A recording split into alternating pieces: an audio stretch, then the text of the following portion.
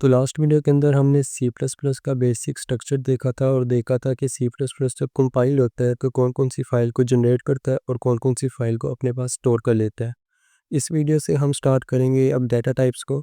C plus plus के सभी data types को हम एक्सप्लेन करेंगे और देखेंगे कि सी प्लस प्लस के अंदर कितनी टाइप की डाटा टाइप्स होती हैं और डाटा टाइप्स एक्चुअली होती क्या है और ये किस पर्पज़ के लिए काम आती हैं। इसका पर्पज़ क्या होता है सी प्लस प्लस के अंदर। तो अभी हमारे पास जो स्लाइड्स ओपन है ये है डाटा टाइप्स की मेन। ठीक है, यहाँ पे हम डाटा टाइप्स को देख रहे होंगे। बेसिकली ये 4 टाइप्स की डाटा टाइप्स होती हैं हर लैंग्वेज के अंदर, ना कि सिर्फ सी प्लस प्लस के अंदर। हर ऑब्जेक्ट ओरिएंटेड प्रोग्रामिंग लैंग्वेज के अंदर ये 4 टाइप्स की डाटा टाइप्स होती हैं। कुछ इनमें से बेसिक डाटा टाइप्स होती हैं जो कि आज हम कवर करने वाले हैं इस लेक्चर के अंदर। कुछ ड्राइव्ड होती हैं और अनडिफाइंड और डिफाइन और वॉइड। ये वाली जो बाकी 3 हैं इनको हम आगे वाली वीडियोस के अंदर कवर करेंगे। जैसे जैसे हम थोड़े एडवांस टॉपिक्स के ऊपर कवर करते जाएंगे, वीडियोस बनाते जाएंगे, इसी तरह हम आगे आगे वाली डाटा टाइप्स को कवर करते जाएंगे। तो इस वीडियो के अंदर हम बेसिक डाटा टाइप्स को कवर करते हैं और देखते हैं कि बेसिक डाटा टाइप्स अब होती क्या हैं।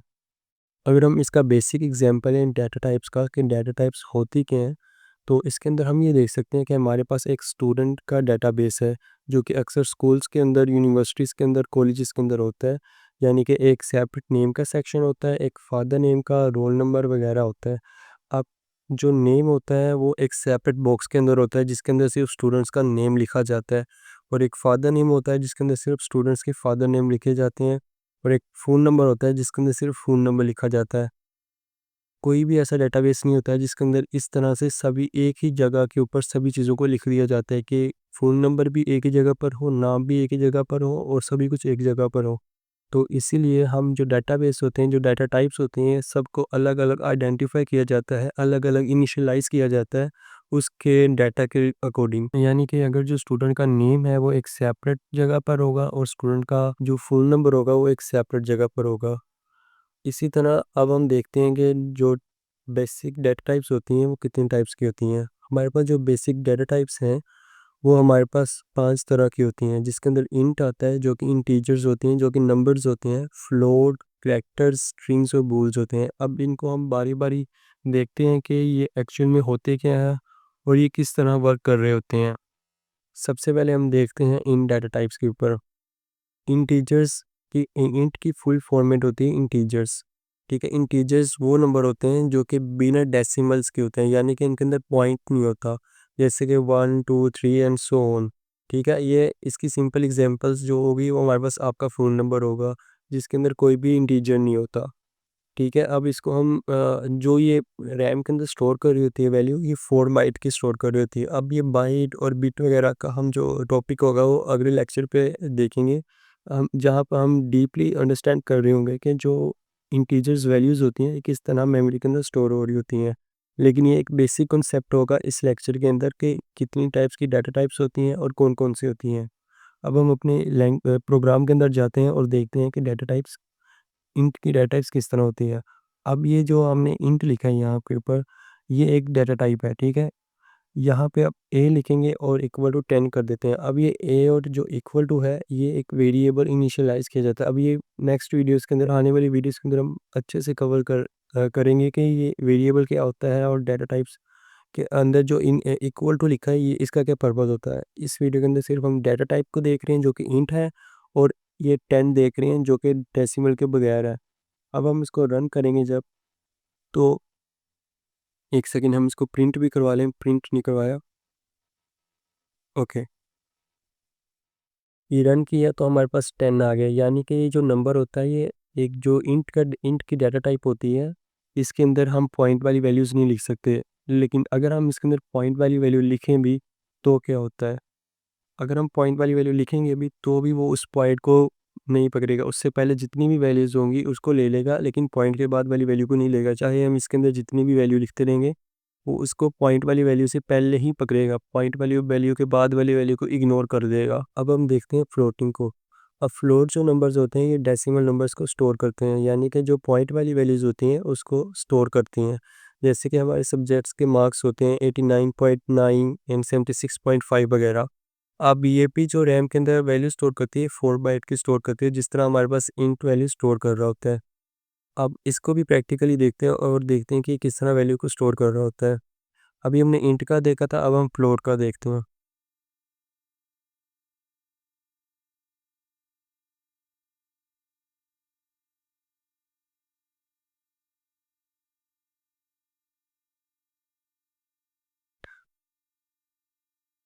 तो एक सेकंड, ये अभी हम इसको मिटा दे, कमेंट्स कर देते हैं।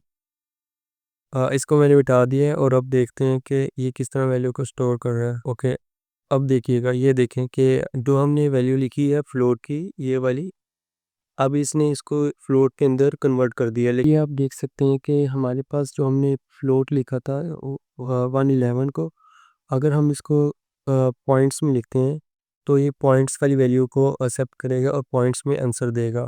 इसी तरह जो हमारे पास अब नेक्स्ट जो अगली वाली डेटा टाइप होती है वो एक करेक्टर की होती है। अब करेक्टर जो होता है वो सिंपल एक वर्डिंग, एक सिंपल करेक्टर होता है, यानी कि एक ही वर्ड होता है। या फिर वो ए होगा, या फिर वो 1 2 में से ए से जी में से कोई करेक्टर होगा, या फिर 5 से लेकर 0 से लेकर 9 तक होगा। ठीक है, इसकी एग्जांपल जो होगी वो हमारे पास हमारे ग्रेड्स होते हैं। और ये रैम के अंदर सिर्फ एक ही बाइट स्टोर करता है, लेकिन जो फ्लोट और जो कि इंट है वो 4 बाइट्स को टेक कर रहे होते हैं रैम के अंदर। अब हम इसकी भी एग्जांपल देखते हैं और देखते हैं कि किस तरह अपने वैल्यू को स्टोर कर रहा होता है।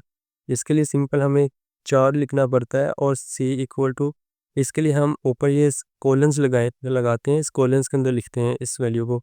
और हम सिंपल इसको प्रिंट करवाने के लिए सी लिखेंगे और देखते हैं कि किस तरह अपने वैल्यू स्टोर कर रहा होता है।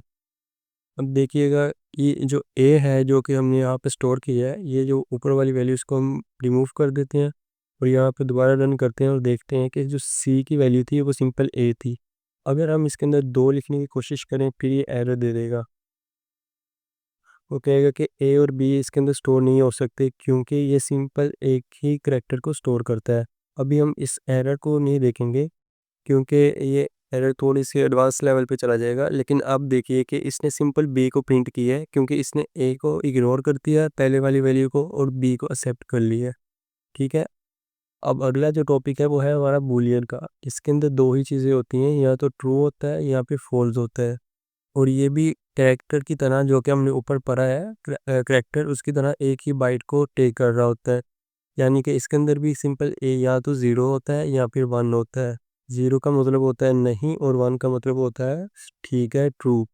इसकी एग्जांपल हम ये ले सकते हैं कि अगर बारिश हो रही है तो आपको एग्जांपल दी जाती है कि बारिश हो रही है और आपने छाता लेना है।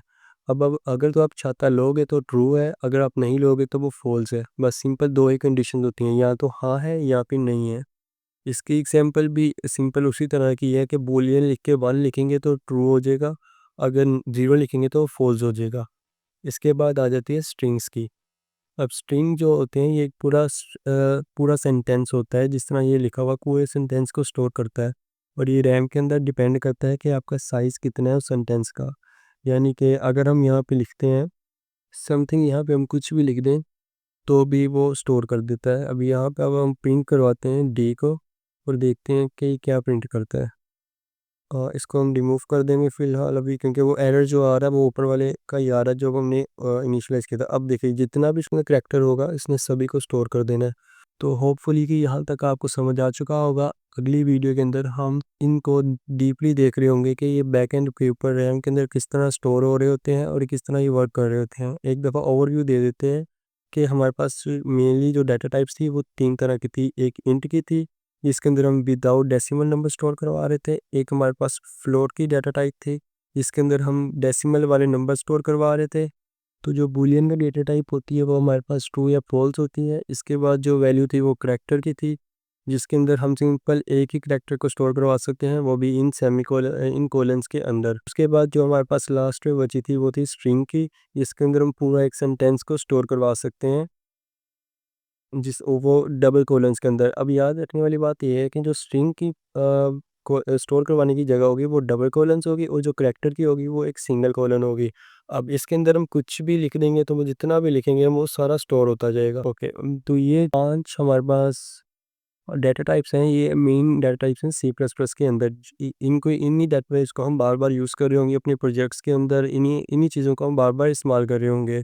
तो आज की वीडियो के लिए इतना ही, मिलते हैं अगली वीडियो के अंदर, जिसके अंदर हम इंट को या फिर इन सभी डाटा टाइप्स को डीपली अंडरस्टैंड कर रहे होंगे कि ये सिस्टम के अंदर किस तरह सेव हो रही होती है।